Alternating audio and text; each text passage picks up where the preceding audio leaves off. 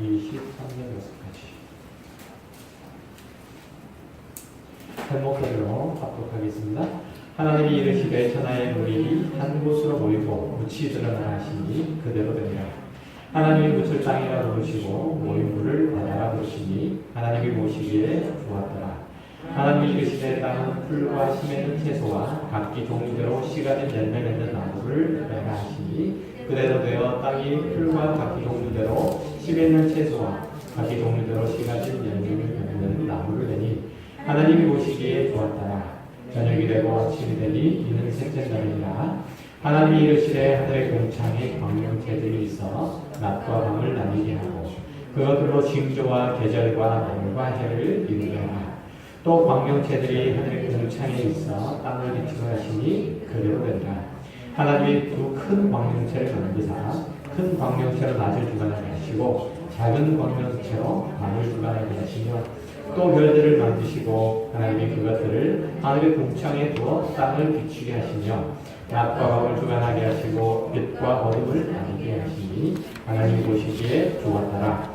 저녁이 되고 아침이 되니 이는 넷째 날이니라.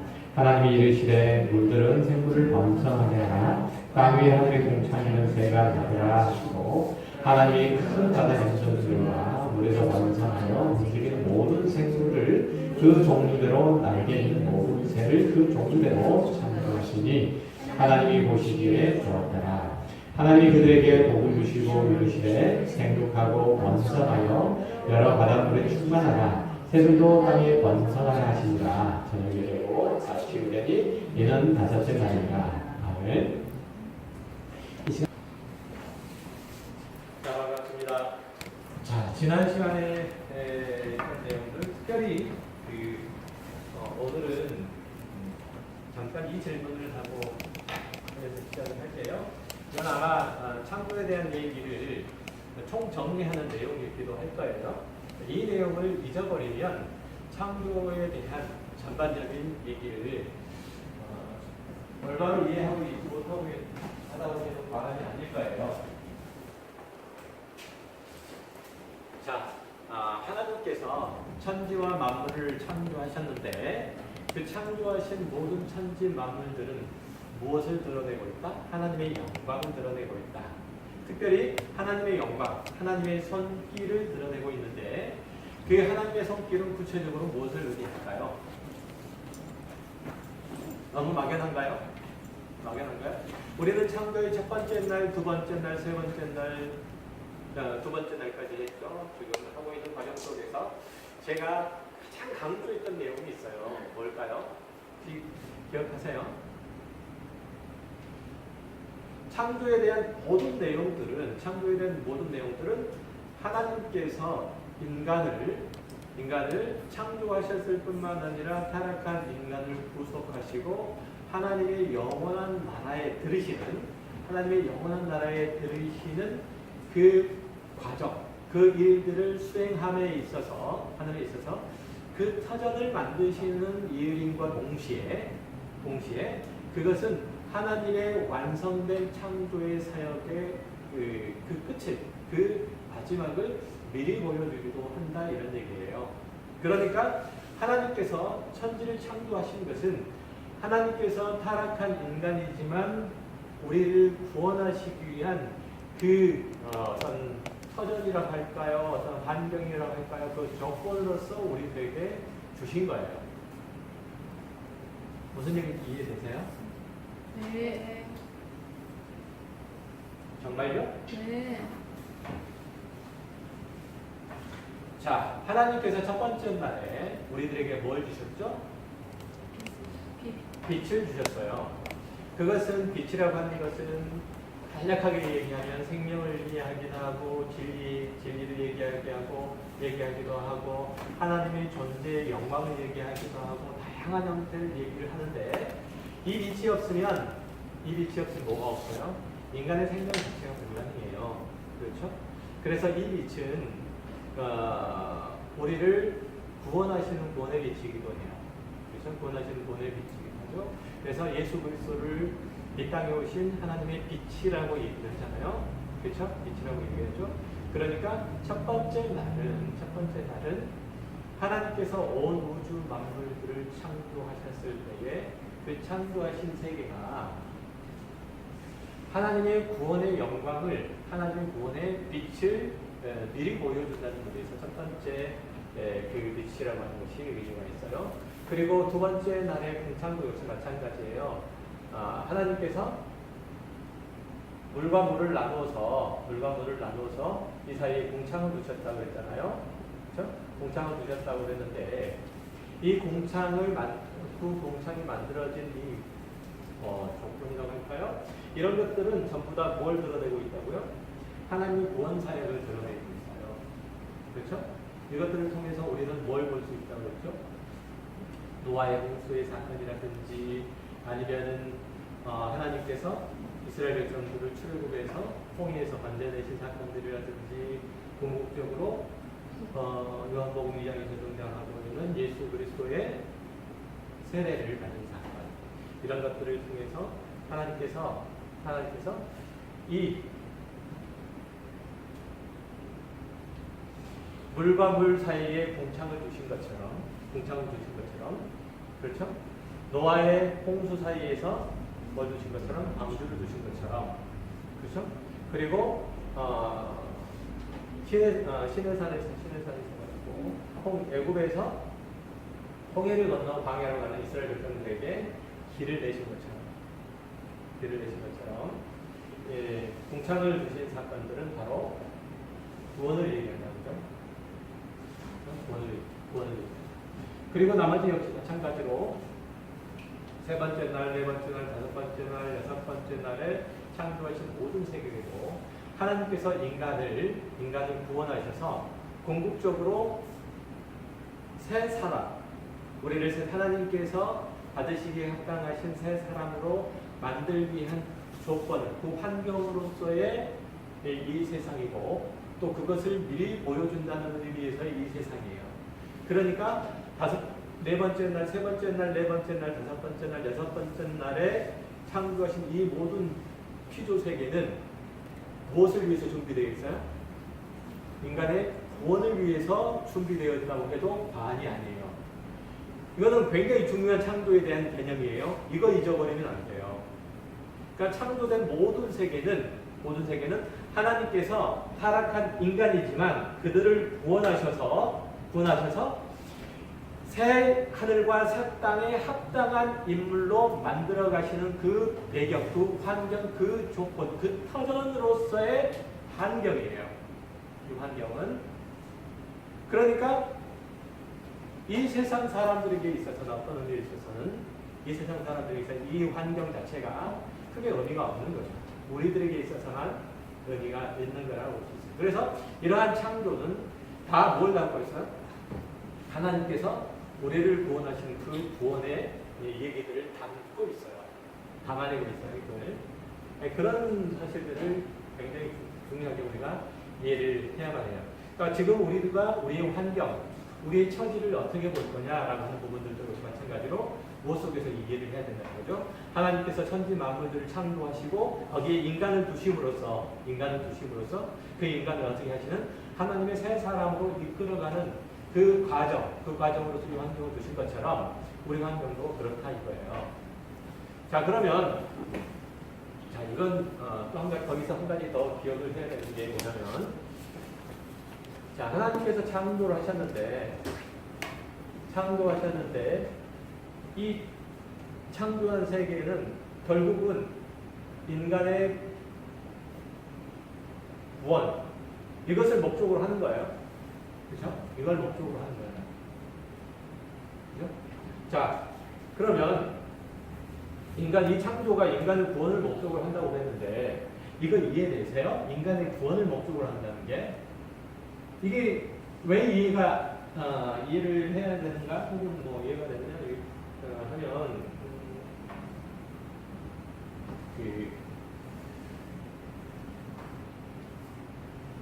자, 창조와 구원, 이 둘 중에서 어느 쪽이 더 먼저죠? 창조가 먼저예요? 구원이 먼저예요? 구원이 현실적으로 보면 창조가 먼저잖아요. 그렇죠? 창조가 먼저잖아요. 그렇죠? 자, 구원이 먼저인데, 자, 창조가 먼저인데, 제가 인간의 구원을 위한 창조라고 했어요. 그렇죠? 시간적으로 보면 창조가 훨씬 먼저예요. 그렇죠? 그러나 예정이라고 하는 측면에서 보면, 예정이라는 측면에서 보자면 큰 틀에서, 예정이라는 큰 틀에서 보자면, 그러면 하나님께서 천지 만물들을 이제 창조하실 계획을 가지고 있어요. 그 계획 가운데는 뭐가 있어요? 인간의 창조가 있죠. 인간의 창조가 있죠. 하나님의 창조에는. 그렇죠? 그러면 인간의 창조 안에는 인간을 향한 계획과 목적이 있을까요? 없을까요? 계획과 목적이 있을까요? 없을까요? 있죠. 자, 그러면 인간을 창조하시겠다고 창조하셨으면 계획과 목적들을 가지고 있으면 인간이 타락할 거라는 사실들을 알까요? 모를까요? 알죠, 당연히. 어떤 의미에서 보면, 어떤 의미에서 예전 가운데서 보면 하나님의 백성이 있어요. 다시 올라가요. 하나님의 백성들이 있어요. 자, 오전에 했던 얘기, 반복적으로 했던 얘기, 똑같은 얘기. 하나님의 백성이 있는데 이 하나님의 백성은 지금 실존하지는 않아요. 현 역사상으로 실존하지는 않아요. 그러나 하나님의 계획들 속에 있어요. 이 하나님의 백성들이 일제 영원한 하나님의 나라 가운데서 정말 하나님을 잘 섬기고 하나님을 인격적인 면에서 모든 면에서 잘 섬기고 하나님을 사랑하고 하나님의 뜻에 순종을 하고 하나님의 영광을 완전하게 반영하는 그런 존재. 어떤 의미에서는 신적인 존재로 그렇게 만들어가는 그 과정 가운데서 뭐가 필요해요? 이 땅이라는 게 필요해요. 이 우주 만물이라는 게 필요해요. 왜 이 우주 만물이라는 게 필요하냐면, 자 보세요. 이들이 하나님께 완전한 순종, 하나님의 뜻에 완전한 복종, 이런 것들을 이뤄나가려면 뭘 배워야 되죠? 하나님이 어떤 분이신지에 대해서 충분한 이해, 충분한 경험도 필요해요. 그죠? 경험도 필요해요. 그러면 이 경험들이 필요하려면 뭐가 있어야 되죠? 존재라는 게 필요해요. 존재. 하늘과 땅의 모든 존재라는 게 필요하고, 이 존재 가운데 하나님의 백성들이 내려오는 거예요. 하나님의 백성들이 내려오는 거예요. 자, 그러면 이 하나님의 백성들이 내려오려면 이 존재하는 다른 모든 것들이 있어야 되겠어요? 없어야 되겠어요? 있어야 되겠죠. 최종적으로 이 하나님의 백성의 존재는 내려오니까 나머지 존재들이 마련되는 과정이 첫 번째 날부터 여섯 번째 날까지예요, 지금.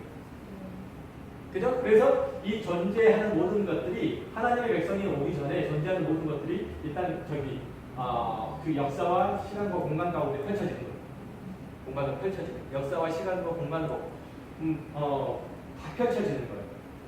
그죠? 그리고 이 존재들 속을 이제 인간이 걸어간다 말이죠. 인간이 걸어간다 말이죠. 이 존재들 속을 걸어간다 말이죠. 걸어가면서 필연적으로 이 하나님의 백성들을 하나님을 누구신지에 대한 경험들을 해야 돼요. 그렇죠? 그런데 그 속에는 뭐도 포함되어 있냐면 타락도 포함되어 있어요. 타락을 하나님께서 예정하셨을까요? 안 하셨을까요? 예정하셨을까요? 안 하셨을까요? 하나님의 예정 가운데 인간의 타락이 있을까요? 없을까요? 있죠, 당연히. 그렇죠? 당연히 있어야 돼요. 물론 하나님께서 타락을 조장하시는 분은 아니세요. 조장하지는 않으세요. 그렇지만 하나님의 예정 가운데 인간의 타락이 있어요. 그렇죠? 그래야지 예정이 있습니다. 자, 인간의 타락이 있어요. 그러면 타락한 인간이 이제 하나님의 뜻을 거슬러서 살게 되잖아요. 하나님의 뜻을 거슬러서 살게 되면 그 인간들의 그 아름다운 모습을 상실하게 되어 있죠. 뜻을 거슬리면 인간들은 아름다운 모습을 상실하게 되죠. 하나님의 뜻에 멀어져서 자기가 원하지 자신이 마음대로 살아가는 삶에 대한 핍절함들을 경험하게 되죠. 그렇죠? 경험하게 되죠. 그러면 이들은 어떻게 되는 거예요? 결국은 자신이 하나님의 뜻 밖에서는 살아갈 수 없다는 거예요. 하나님의 보호하심, 하나님의 인도하심 밖에는 살아갈 수 없다는 사실들을 경험하게 되죠. 그죠? 그것들을 경험하게 되죠. 그러면은 이 속에서 뭘 하게 되는 거죠? 하나님의 뜻에 다시 순종이라고 하는 거예요. 그죠? 하나님께서 그들을 구원하셔서 하나님의 뜻에 순종하는 그런 모습들로 이들의 삶을 바꾸고 가시는 거죠. 바꾸고 가시는. 그래서 하나님께서 우리들에게 순종을 요구하세요, 안 하세요? 순종을 요구하시죠. 그런데 순종을 강요하세요, 안 하세요? 강요하시지는 않으시죠. 인격적으로 내가 하나님께 순종, 하나님의 뜻을 따르고 순종하는 것이 합당한 것이요. 그것이 우리들에게는 참된 기쁨과 평안과 안식을 가져다 줄 수 있다는 것을 배워가는 거죠.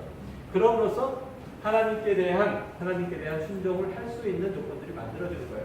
그래서 이 땅은 그렇게 타락한 인간이 근본적으로 하나님을 떠나서는 살 수 없다는 그러한 것들을 배워가는 과정으로서 이 땅은 존재하는 거예요. 이 과정들을 뭐라고 하죠? 전부 다 하나님의 타락한 인간이 하나님을 떠나서는 결코 살 수 없기 때문에 다시금 하나님께로 돌아와 하나님의 뜻에 순종해가서 하나님을 닮은 하나님의 형상으로 자꾸만 새로워지는 그런 존재가 되는 과정들을 우리는 뭐라고 그래요? 구원! 구원이라고 얘기해요. 그러니까 이 인간이 살아가는 모든 환경, 우리가 살아가는 모든 조건은 창조된 모든 세계들은 무엇을 위해서 존재하는 거예요? 우리의 구원을 위해서 존재하는 거예요. 그렇죠? 우리의 구원을 위해서 존재해요. 지금 여러분이 살아가는 모든 환경, 모든 조건이 뭘 위해서 존재해요? 구원을 위해서 존재해요. 즉 다시 말해서 우리가 하나님의 형상으로 자꾸만 새로워지고 새 예루살렘, 새 하늘과 새 땅에 합당한 존재로 변화되고 새로워지는 데 필요한 것들이에요. 그래서 창조된 거예요. 이런 것들이 전부 다. 그러니까 이 창조된 모든 세계는 우리의 구원을 위해서 있어야 되는 거고, 그리고 우리의 구원을 미리 보여주고 있는 부분이기도 하다는 거예요. 첫 번째 날 빛도 구했었죠. 궁극적으로 이 빛은 예수 그리스도께로 수렴됐잖아요. 이것도 역시 마찬가지로 누구로 수렴되는 거예요? 예수 그리스도로 수렴되는 거잖아요. 결국은. 그래서 첫 번째 날이든지 두 번째 날이든지 뭐 세 번째 날 나머지 모든 날들도 역시 마찬가지로 예수 그리스도로 수렴될 수밖에 없는 거예요. 이 사실을 전제하고 나야 창조를 제대로 이해하고 있는 거예요. 그죠? 그러니까 근데 지금 갑자기 궁금한 게 네. 구원이라고 했을 때 이것은 현재형이고 과거이기도 하고 현재이기도 하고 미래이기도 하고 모든 걸 포함하고 있어요. 아니면 구원의 과거, 구원의 현재, 구원의 미래 이렇게 말할 수 있어요. 구원이라고 하는 것은 그러니까 특별히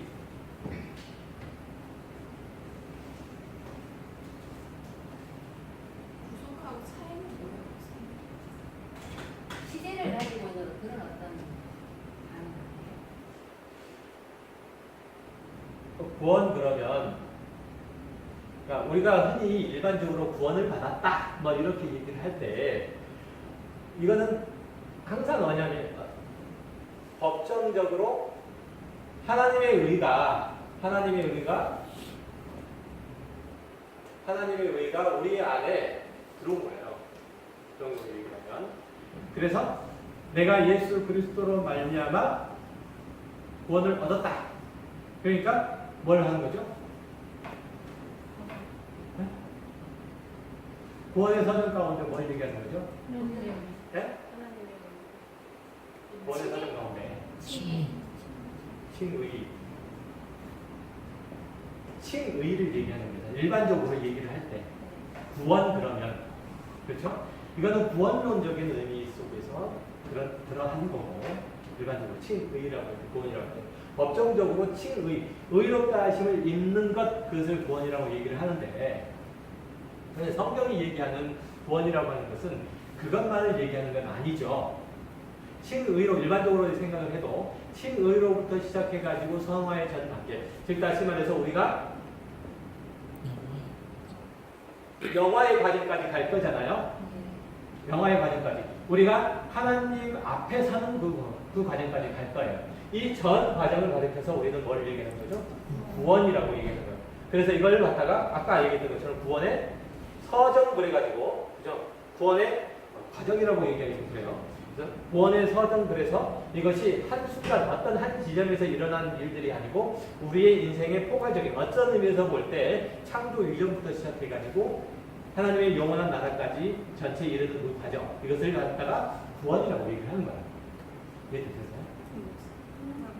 그 전 과정은 구속하신다고 말씀하시는 거예요. 그 칭의에서부터 영원까지 하나님의 선택한 구속, 그러면 특별히 뭘 생각을 해야 되는 거예요? 십자가 사건을 생각을 해야 됩니다. 구속. 그러니까 구속은 구원이라고 하는 개념하고 달라요. 그냥 특별히 하나님께서 예수 그리스도를 통해서 우리의 죄를 대신해서, 죄와 허물을 대신해서 십자가에 달려 죽으신 이 사건을 가리켜서 구속이라고 얘기합니다. 구속의 그러면 행위. 지금 창조에 포함되어 있는 그 구원이라는 건 지금 사용되고 있는 거랑 개인의 구원이랑 지금 다르게 아니, 창조에 포함되어 있는 구원도 역시 마찬가지예요. 인간. 그러니까 제가 아까 얘기했을 때 총체적인 인간을 얘기할 때도 창조로부터 시작해가지고 인간의 하나님께서 이 땅 가운데 예수 그리스도를 보내신 그 종말까지, 이 종말까지 전 과정을 인간을 구속하시는 그 과정이라고 한다면, 구원하시는 그 과정이라고 한다면 우리 나 개인도 역시 마찬가지죠. 내가 태어나는 그 순간에 어디 속에 속하는 거예요? 창조된 이 존재 안에 서는 거잖아요. 이 존재 안에 들어오는 거죠. 그리고 존재 안에서 어쨌든 내가 인생을 맞춰가는 거예요. 그죠? 존재 안에서 인생을 맞춰가는데, 인생을 맞춰가는 이 과정 속에서 뭘 우리는 알게 되는 거죠? 이게 믿음이 작은 자이든지 큰 자이든지 상관없이 이건 경험하고 하는 거예요. 하나님 없이는 살 수 없다. 하나님 없이는 살 수 없다. 그죠? 인간의 존재는 하나님과 그 관계가 끊어져서는 인간이라는 존재는 살 수 없다. 라는 사실들을 믿음이 없는 자나 믿음이 있는 자나 할 것 없이 다 경험하고 있다. 그건 크거나 작거나 상관없이 경험하게 하는 거죠. 그래서 어쨌든 질문 다시 새로운 질문 있으시면 하세요. 그러니까 저는 지금 창조론에 포함되어 있는 구원이라는데, 네. 구원은 그러니까 개개인의 구원 그런 개념보다는 전체적인 맥락 속에서 그렇게 하는 의미를 거예요. 포괄적인 의미에서 그렇게 얘기를 하는 거예요. 그렇지만 그게 개인의 구원하고 상관이 없느냐, 그렇지는 않아요. 그 안에 당연히 포함되어 있는 거죠. 개인의 구원도 역시 마찬가지로. 그러니까 우리 인간도 나 개인도 역시 마찬가지로 경험하게 되는 거죠. 이걸 십자가 사건을 경험하게 되는 거고, 또 모세가 홍해를 건너는 사건들을 경험하게 되는 거고, 하게 되는 거예요. 자, 보세요. 자, 이게 홍해를 인간이 건너요. 그렇죠? 이스라엘이 건너요. 이 건너오는데 여기는 애굽이에요. 이건 가나안이에요. 자, 우리 개인의 이건 구원 전이에요. 이거는 구속받은 후에, 구원 후에, 구속 후에.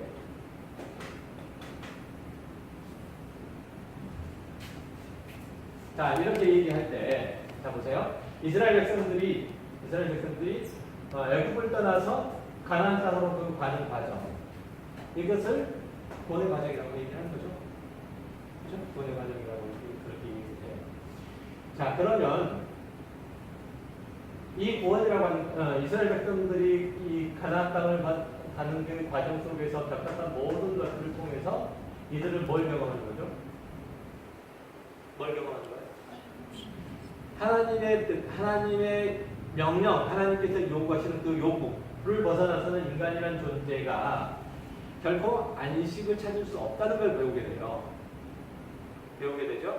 자, 우리도 역시 마찬가지로 구속받기 전과 구속받은 후를 얘기를 할 때, 우리가 구원받기 전에 우리는 내 마음대로 살았잖아요. 그리고 어느 날 복음을 듣고, 그리고 예수를 믿기로 작정을 하고, 그리고 이 과정들을 겪어가요. 그러면서 뭘 겪는 거죠? 역시 마찬가지로 뭘 경험하는 거죠? 인간은 나라는 존재는 하나님의 뜻, 하나님의 계획, 하나님의 목적, 하나님 구속하시기에 다른 데서는 결코 참된 안식을 얻을 수 없다는 것을 경험하게 돼요. 그리고 총체적인 인간 창조에서도 역시 마찬가지로 아담으로부터 시작해가지고 마지막 인간까지 모든 인간은 하나님의 뜻, 하나님의 계획, 하나님의 목적 안에서 살지 않으면 결코 패망할 수밖에 없다는 사실들을 경험하게 돼요. 이것은 인간의 실존 속에서 다 경험하는 바이고, 그리고 인간의 역사 속에서도 크게도 경험할 수 있는 부분들이에요. 그게 성경이잖아요.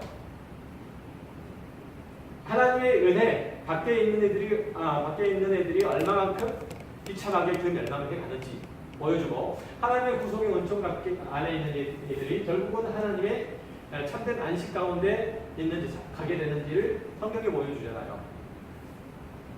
그러니까 성경 전체를 통해서 창조부터 시작해가지고 종말을 이르기까지 전 과정들을 통해서 하나님 밖에 있는 자들과 하나님 안에 있는 자들의 양 결국을 보여주는 거예요. 성경은 역시 마찬가지로 우리의 인생도 역시 마찬가지잖아요. 그죠? 설명이 안 되나? 그래서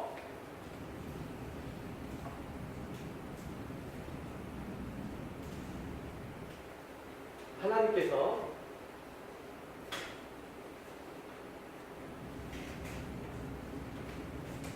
창조하신 그 창조의 모든 세계는 우리의 구원을 위해서, 우리의 구속을 위해서 존재한다라고 보여주면 돼요. 그것은 우리의 개인도 역시 마찬가지예요. 하나님께서 나 한 사람을 구원하시기 위해서 이 세상을 창조하셨을까요? 안 하셨을까요? 창조하셨어요. 그러니까 이 세상에 나 혼자만 구원을 얻는다 할지라도 하나님께서는 이 세상을 창조하셨어요. 뭘 위해서? 나 혼자만의 구원을 위해서. 이해되셨어요? 그것을 위해서 피조세계가 필요한 거예요. 이해되세요? 그래서 이 모든 피조세계들을 통해서 하나님께서는 인간이 살아갈 터전을 만들어 주시고, 그 터전을 만들어지는 그 속에서 내가 이 터전에 내 생명이 있는 것이 아니고, 이 터전에 내 기쁨, 내 만족이 있는 것이 아니고, 내 부유함이 있는 것이 아니고, 이 터전을 주신 하나님께 내 행복과 내 만족과 내 기쁨, 내 안식이 있다는 것을 배워가는 거예요. 이게 우리 인생입니다. 그래서 이렇게 이제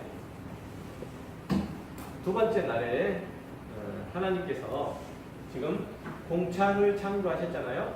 그죠? 공창을 창조하셨고, 이 공창 위의 물과 공창 아래 물을 나누셨고, 그죠? 공창 위의 물과 공창 아래 물을 나누셨어요. 그래서 그 사이를 통과하는 것, 그게 뭐예요? 공창 위의 물과 공창 아래의 물을 통과하는 것. 내가 뭐라고 그랬죠? 세례라고 그랬죠. 세례. 이스라엘 백성들이 홍해를 통과하는 거 뭐라고 그랬죠? 세례라고 그러는 거죠. 노아의 홍수를 통해서 방주 안에 노아가 들어가게 된 거. 그걸 뭘 얘기하는 거예요? 세례를 얘기하는 거예요. 그러니까 공창 위의 물과 공창 아래의 물 사이에서 인간이라는 얘기는 그리스도인을 얘기하는 거예요.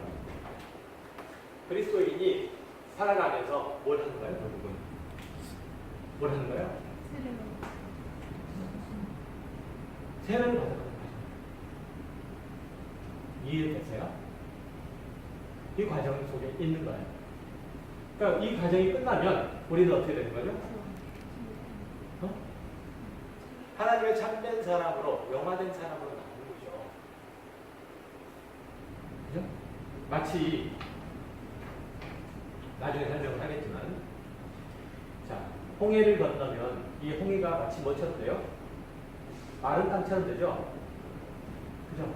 마른 땅처럼 되잖아요. 자, 여기서 들어가서 이쪽에서 나와요. 자, 원래는 이쪽에 들어가면 어떻게 되는 거죠? 다 사망이죠. 애굽이고 이게 이제 가나안인데, 자, 이스라엘 백성들이 여기로 들어가서 일이 나와요. 그죠? 마른 땅에서 나와요. 그건 뭐처럼 보이냐면 하나님께서 천지를 창조하셨을 때 여섯 번째 날에 뭘 창조하세요? 인간을 창조하시죠. 인간을 창조하시죠. 이 마른 땅에서 이스라엘 백성들이 나오는 것처럼 하나님께서 아담을 창조하실 때 흙에서 아담을 끄집어 내시는 거예요. 흙에서 아담을 끊어내듯이 끄집어내듯이 마른 땅에서 구속받은 이스라엘 백성들을 끄집어내시는 거예요. 여기에서 들어갔던 사람 다 죽고 지금 새로운 사람이 끄집어 나오는 거예요. 이 개념. 그리스도인들이 공창 위와 공창 아래의 물 사이를 지나가는 거예요. 이 과정을 지나가는 거예요. 그래서 어떻게 되는 거예요?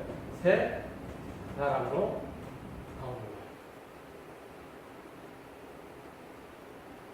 그래서 이스라엘 백성들이 광야길을 걸어가는 이 과정은 결국은 우리의 인생을 광야길 인생을 살아가는 우리들의 모습을 축약적으로 보여주고 있어요.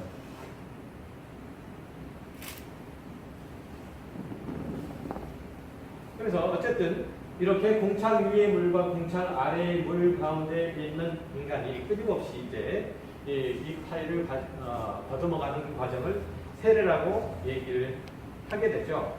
그렇죠?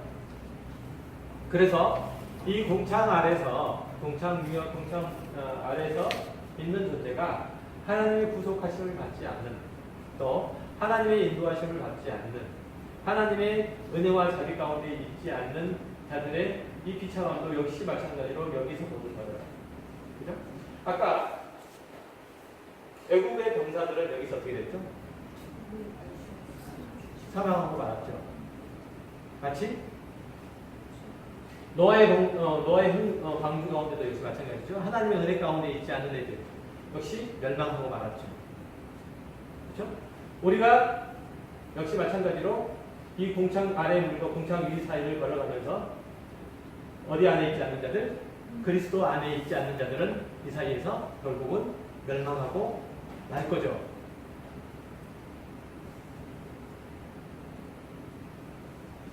이해되세요? 네. 그러니까 우리가 살아가는 이 공창은, 우리 이 공간은 어떤 이에게는 멸망의 공간이기도 하고, 어떤 이에게는 구원의 공간이기도 한 거예요. 이 두 번째 날에 보여주는 얘기가 바로 이 얘기예요. 이해되셨죠? 네. 그래서 그걸 이제 예수님의 세례 가운데서 보여준다고 지난주에 얘기를 했었어요. 그렇죠? 그래서 예수님께서 요단강가에서 세례를 받고 나오실 때 어떤 일들이 일어났죠? 성령이 비둘기처럼 그 위에 머무는 것을 경험했죠. 그걸 뭘 의미한다고 했죠?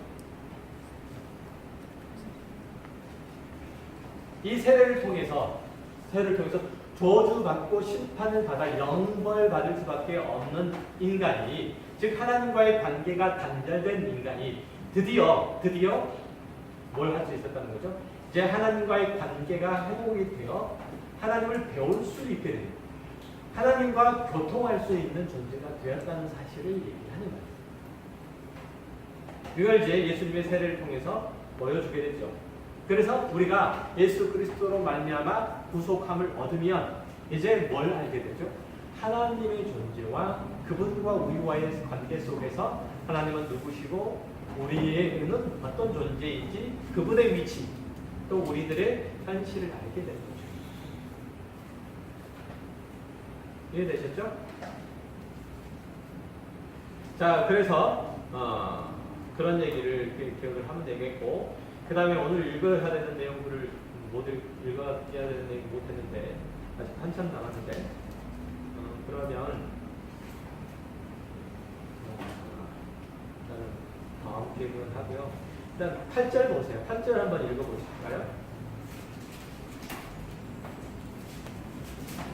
8절 1장 8절. 하나님이 동참을 하늘이라 부르십니다. 저녁이 되고 아침이 되니 이는 둘째 날입니다. 다음에 자 둘째 날에는 뭐가 없다고 그랬어요? 하나님이 보시기에 좋았더라. 자 하나님이 보시기에 좋았더라는 내용이 없는 것은 뭘 하셨기 때문이라고 했죠? 틀. 하나님께서는 프레임을 지금 둘째 날에는 만드시는 장면이에요. 프레임을. 그러니까 프레임이 만들어지는 그 과정이 끝마쳐야 이제 하나님이 좋으셨더라라고 하실 거예요. 그래서 셋째 날에 뭘 하시죠? 물을 나누세요. 묻과. 그리고 난 다음에 뭘 하시죠? 하나님이 좋았더라. 이렇게 말씀하시죠. 그죠? 프레임을 이제 완성하는 그 과정 속에서 나오는데 어쨌든 여기서 나오는 궁창을 하늘이라 칭하셨다라고 하는 이 단어, 칭하다라는 단어가 카라라는 단어예요. 카라. 히브리어로 헬라어로 카라가 아니고 헬라어도 카라라는 뜻이 카라라는 단어가 있어요. 뭐거죠? 무슨? 어? 무슨? 누가 뭐라고 했는데? 무슨? 기쁨? 기쁨 무슨? 기쁨. 기쁨. 카라는 헬라어로는 기쁨이라는 뜻이에요. 근데 히브리어는 기쁨이라는 뜻이 아니고 칭하다, 명령하다 이런 뜻이에요. 네, 고대 셈족의 문화권 가운데서 이 이름을 부여한다, 칭한다라는 의미는 소유권과 지배권, 통치권이 있다는 사실을 의미해요. 그러니까 부모가 자식에게 이름을 준다는 얘기는 자식에 대한 통치권, 자식에 대한 지배권, 자식을 보호하고 자식을 지킬 수 있는 그 권한은 다 누구에게 있는 거예요? 부모에게 있는 거예요. 자, 하나님께서 아담에게 피조된 모든 그 동물들을 데리고 오시면서 뭘 하도록 하셨어요? 뭐라고? 이름을 짓도록 하셨죠. 단순하게 이름을 짓도록 한 게 아니고 내가 너한테 지금 내가 창조한 모든 피조물들을 다 너한테 줄게. 그러니까 너는 이것을 이름하여 뭐하라? 네 수하에 둬라. 네 수하에 둬라. 네 통치권, 네 지배권 안에 둬라. 이렇게 말씀하시는 거예요. 그래서 이제 모든 피조 세계는 이제 아담의 수하에 있게 되는 거죠. 그럼 아담은 하나님의 수하에 있죠. 왜? 하나님이 아담의 이름을 줬잖아요. 그렇죠? 그래서 당연히 아담이라고 그 이름 줬으므로 하나님께서 그 아담의 주인인 거죠. 그럼 하와는 누가 줬어요? 누가? 아담이 줬죠? 아담이 줬죠. 그러면 또 그 지배권 누구한테 있어요? 하나님에게 있어요. 미안하지만 지배하는 그런 의미 꼭 그렇게 하시면 안 돼요. 그러니까 우리가 인간이 동물들을 지배하고 다스릴 때 동물들 착취하는 구조는 아니잖아요. 그죠? 그러니까 일단은 인간이 동물들을 모든 피조 세계를 다스리고 정복하고 관리하는 것은 복의 전달자로서 하나님께서 인간에게 주신 복을 동물 피조 세계에 흘리는 거예요. 이게 통치권, 지배권의 가장 근본적인 의미예요. 남자가 남편이 아내를 다스린다는 얘기는 그런 의미예요. 그러니까 하나는 굴복시키고 하나는 굴복을 받는 그런 형태의 의미는 결코 아니에요. 결코. 보호받고 사랑받고 인정을 받는다는 그런 의미로서 지키는 것이지. 어쨌든 카라라고 하는 의미 자체는 그런 의미를 가지고 있어요. 그래서 아담이라는 이름을 하나님께서 직접 붙이시고 그분께서 하나님께서 주인이 되신다는 사실들을 이제 보여주고 있는 거죠. 그래서 아담의 통치권은 누구에게? 하나님께. 모든 피조세계의 통치권은 누구에게? 아담에게. 이렇게 주시는 거예요. 그리고 난 다음에 이제 뭐 하는 거예요? 하나님 보시기에 좋았다. 이렇게 얘기를 하죠. 그죠? 좋았다라는 뭐죠? 토브라고 했죠. 토브. 그쵸? 토브는 어떤 의미라고 했어요? 좋았다란데.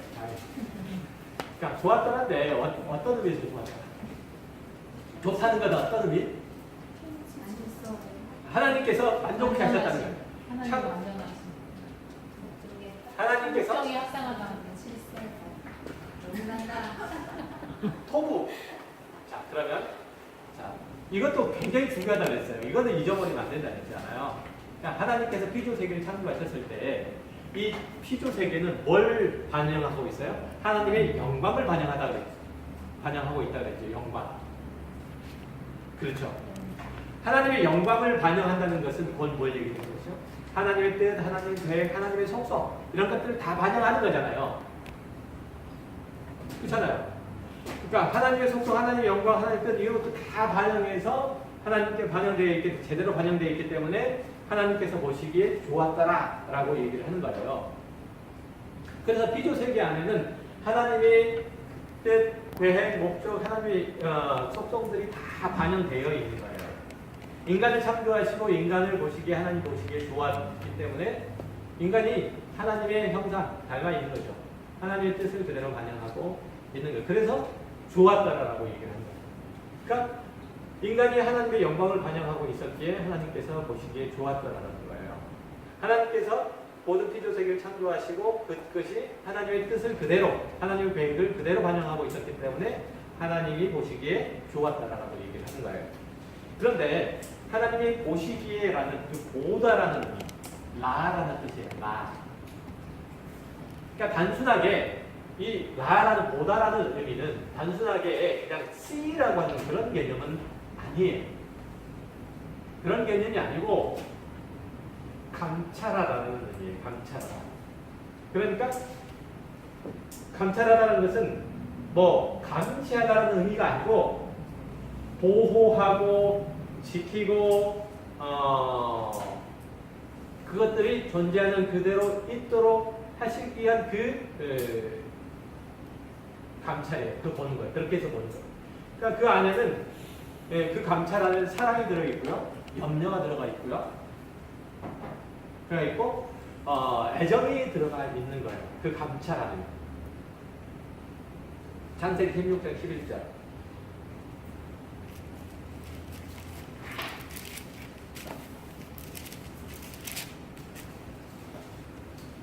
창세기 16장 11절부터 쭉 읽어보세요. 그만할 때까지. 여호와의 사자가 또 그에게 이르되 내가 임신하였은즉 아들을 낳으리니 그 이름을 이스마엘이라 하라. 이는 여호와께서 내 고통을 들으셨습니다. 그가 사람 중에 들나귀같이 되리니 그의 손이 모든 사람을 치겠고 모든 사람의 손이 그를 칠지며 그가 모든 형제와 대항해서 손이라 하니라. 하갈이 자기에게 이르신 여호와의 이름을 나를 살피시는 하나님이라 하였으니 이는 내가 어떻게 여기서 나를 살피시는 하나님을 배웠는고 합니다. 이러므로 그 샘을 부엘라 페로이라 불렀으며 그것은 가데스와 베레 사이에 있더라. 아멘. 거기까지요. 자, 하나님께서 지금 그 하갈을 지금 살피시죠. 임신의 아들을 낳으려고 하는데 쫓아내니까 사례가 그래서 이제 다시금 집으로 돌아가게 하는데 거기서 이제 나오는 장면이에요. 하갈이 자기에게 이르신 하나님의 이름을 나를 살피시는 하나님, 나를 감찰하시는 하나님의 옛날 이름 그 성경에는 감찰하시는 하나님이라고 되어 있어요. 그러니까 살피시는 하나님이라 했으니 이는 내가 어떻게 나를 살피시는 하나님을 배운고 함이라 이렇게 얘기를 하잖아요. 이때 이제 아까 얘기했던 이 감찰하시는 하나님에서 나오는 이 감찰하다, 살피시다라는 의미 자체가 나라는 단어예요. 출애굽기 4장 29절부터 한번 보시면 거기서도 역시 마찬가지로 모세와 아론이 이스라엘 장로들을 이제 불러놓고 하나님께서 모세에게 이제 말씀하신 것들을 이제 얘기를 하죠. 얘기를 하고 그리고 이제 이적을 행하니까 백성들이 그렇게 그들의 어려움, 그들의 고난들을 하나님께서 살피셨다 이렇게 얘기를 해서 나라는 단어였어요. 그러니까 써져 있는데 이 단어도 역시 마찬가지로 하나님이 보시기에 좋았다라는 그런 의미라고 똑같은 의미예요. 그래서 하나님께서 누구든지 간에 하나님의 백성, 하나님의 자녀들은 하나님께서 하시는 자녀. 하나님께서 살피시는. 어떻게 하도록? 어떻게 하도록 살피시죠? 토부하시도록. 보시기에 좋았더라. 좋을 만큼. 하나님께서 좋을 만큼. 하나님께서 창조하신 그 창조의 목적, 그 뜻에 합당할 만큼. 즉 다시 말해서 하나님께서 그리스도의 사람들을 그리스도의 참된 백성으로, 참된 자녀로서 그 모습과 그 형편과 그 상황들이 온전하도록 하나님께서는 살피시는 거예요. 그래서 우리들에게 주어진 모든 삶의 환경과 조건들은 하나님께서 우리들을 구원하다 하나님의 백성으로 만드시기 위해서 가장 아름다운, 가장 좋은 조건으로 도우하는 그런 조건으로 하나님께서는 지금도 뭐 하시는 거예요? 감찰하시는 거예요. 여기에 이제 하나님이 보시기에 좋았다라는 그런 뜻이 담겨져 있어요. 그러니까 하나님께서 보시기에 좋은 환경은 결국은 뭘? 아까 처음 제가 설명했던 총괄적인 설명. 하나님께서 여러분 각자를 구원하시기에 좋은 환경으로 창조하십니다. 아시겠죠? 여러분들이 지금 주어진 환경도 역시 마찬가지로 여러분들을 구원하시기에 합당한 환경으로 창조하신 거예요. 주신 거예요. 그러니까 여기서 여러분들이 하나님께서 나를 구원하신 나를 하나님의 자녀로 만드신 이 조건들에 대해서 별로 마음에 들지 않아. 나는 이런 거 싫어. 이렇게 얘기할 수가 없는 거죠. 그죠? 그래서도 안 되는 거죠. 그것이 나에게 좋은 조건이든지 나쁜 조건이든지 상관없이 말해요. 그게 좋은 것은 좋은 것대로, 나쁜 것은 나쁜 것대로 그렇게 하는 거예요. 그죠? 그래서 내가 나쁜 조건들 속에서 하나님께서 나를 구원하신다면 그것들을 통해서 나를 하나님의 사랑으로 새롭게 만들어 가시는구나. 그런 모든 것들보다 나에게 주어진 모든 나쁜 조건들보다 하나님께서는 나에게 하나님의 거룩하시고 은혜로우신 성품을 따라 나를 그렇게 깎으시고 만들어 가시는 과정 속에서 나를 좋은 나쁜 조건의 속에서 두셨나 보다 이렇게 생각하시면 되고 묘한 환경 속에 두셨다면 어떤 것들은 마찬가지예요. 그런 환경 속에서 놓으셨다면 이것들을 통해서 내가 하나님께서 모든 것들을 다 가지셔서 필요한 모든 이들에게 그렇게 나누신 것처럼 나눠주신 것처럼 내가 필요한 모든 자에게 내가 가지고 있는 것들로 기꺼이 섬기고 나눔을 통해서 하나님의 뜻, 하나님의 계획, 하나님의 성품들을 그렇게 따라하도록 그렇게 닮아가도록 하셨나 보다. 그리고 부지런히 나누면 되는 거예요. 그런 의미에서 나에게 주어진 조건들은 필요한 거죠. 자, 그리고 오늘 그만할게요.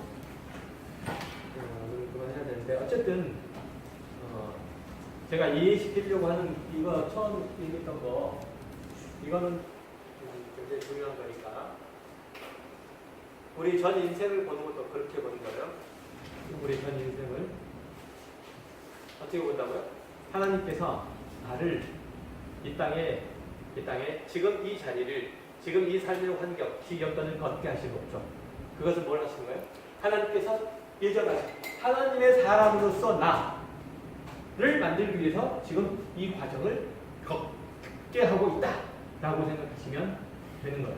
그러면 이 과정은 나에게 있어서 그냥 넘길 수 있는 과정은 아닌 거죠. 힘써 하나님의 뜻을 따르고 힘써 하나님께서 나를 구원하신 목적에 합당하도록 살아가는 게 맞죠. 그죠? 맞죠. 그래서 내가 나중에 하나님 앞에 갔을 때 처음 아담처럼 뭐 하지 않을 수 있는 거예요? 하나님을 반역할 수 있지 않는 거예요. 그래? 아담이 하나님을 반역한 게 뭐였었죠? 나는 하나님 없이도 살 수 있어. 이거잖아요. 이렇게 하지 않도록 하기 위해서 이 땅을 그렇게 하는 거예요. 이 땅을 그렇게 하는 게 아담도 결국은 이걸 배우고 하는 거예요. 아담인 우리도 인간인 우리도 이걸 배우고 하는 거예요. 그래야 나중에 하나님의 영원한 나라 가운데 갔을 때 반역을 안 일으키게 됩니다. 그런 존재가 됩니다. 그러니까 우리는 끊임없이 이 땅에서 뭘 배우는 거예요? 자기 부인을 배우는 거예요. 그래서 예수 그리스도를 따라하는 자는 반드시 뭘 해야 되는? 자기를 부인하는 거예요. 이게 인간의 인생이에요. 우리 인생. 기도합시다.